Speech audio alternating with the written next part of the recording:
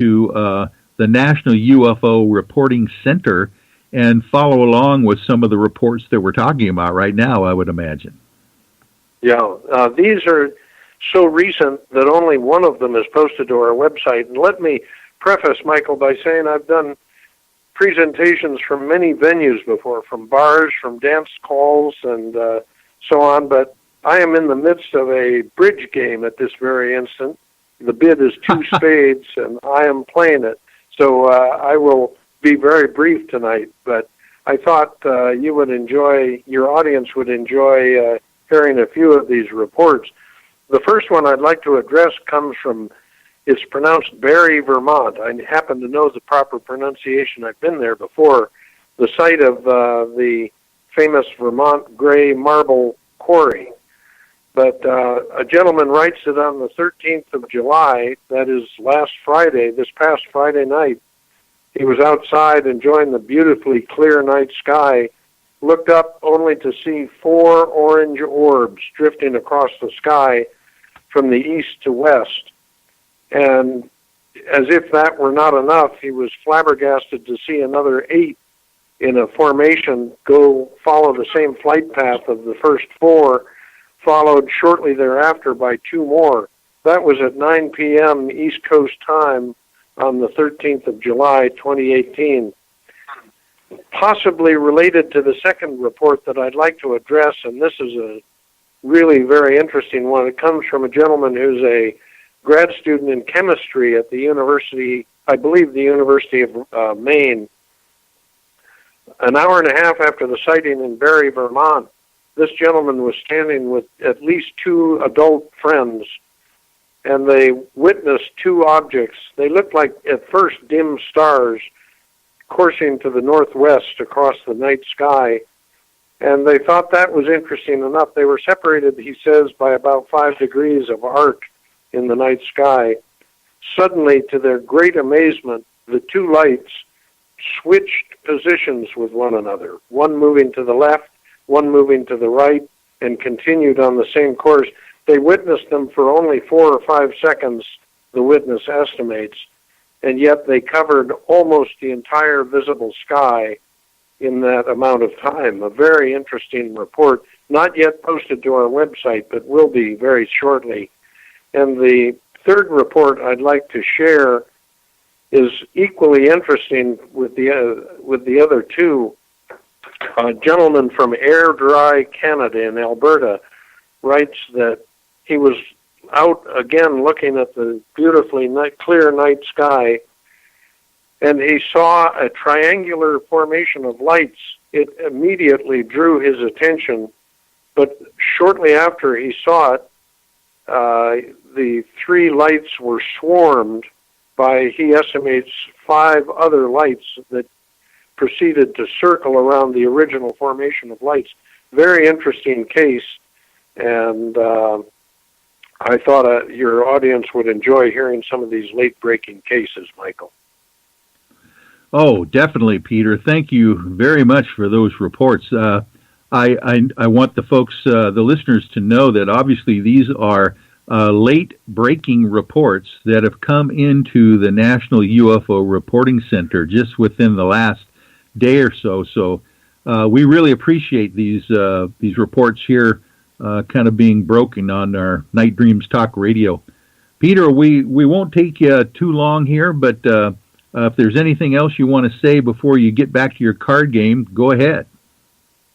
Well, just that if any of your listeners, and I know you have listeners around the world, Michael, if any of them have ever in their lifetimes seen a UFO, I would encourage them to write down the details of it and submit a report using our online report form, which can be found on our website at ufocenter.com. Wonderful. I think that's a great admonition because there's a lot of people out there, I believe, that are holding reports back, and they shouldn't do that. They should report them directly to the National UFO Reporting Center. Well, Peter, thank you again. I really appreciate your appearance tonight. I'm pleased to do it. We'll do it another time again. And again, my greetings to your guests, Michael. Thank you very much. Hey, have a wonderful evening. Oh man, you guys. I don't know about you, but it's not often that you get to talk to Peter Davenport in person and have him, like he's sitting on the couch next to you, give you the brand new sighting reports that come in to the National UFO Reporting Center. You guys have met Peter before, so you know how diligently he works. Oh yeah. Oh yeah. Yeah, he's a very meticulous guy. Well, gosh, let's get back to the Wade brothers. Matter of fact, when you guys refer to yourselves as the Wade brothers, how does your sister feel about that? Well, I don't really know the answer to that.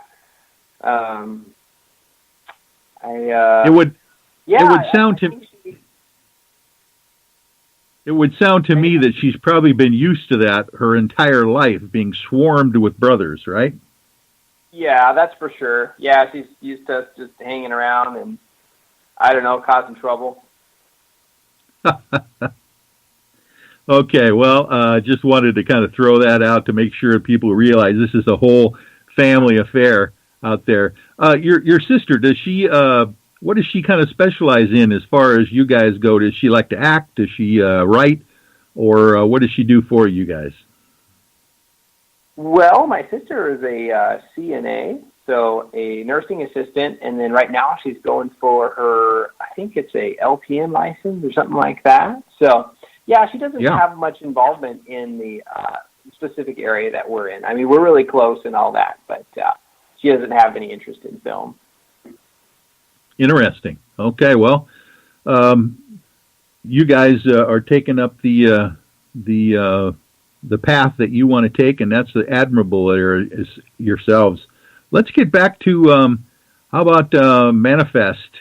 No, let's go to the about to be released film Mount Baker, and get into a little bit more about that. When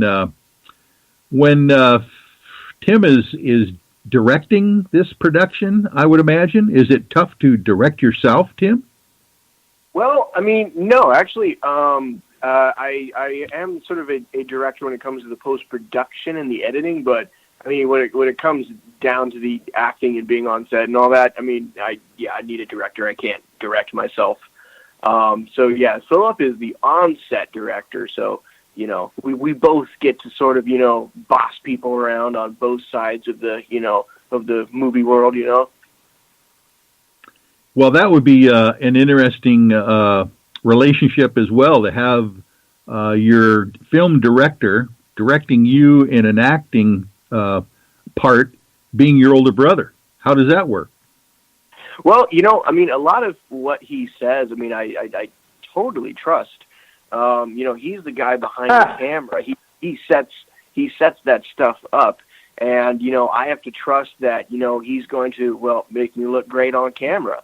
So, there's definitely that, we have that, we have to be a team. Yeah, and it's a lot of work to make him look good on camera. Oh, yeah. Yeah, definitely. especially making Tim look good, right? Happen. Yep. Oh, well, by the way, I just want to put something out there, too. This isn't Mount Bake, it's Mount Adams.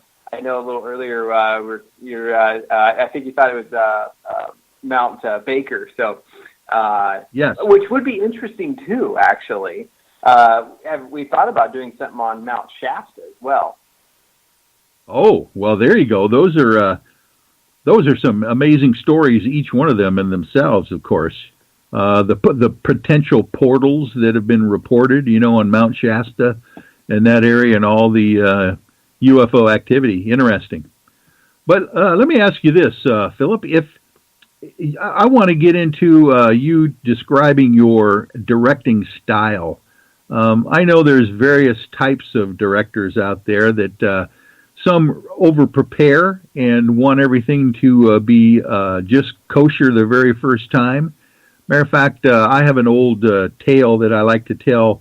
In the old days, oh gosh, the horror, the birds who was the director?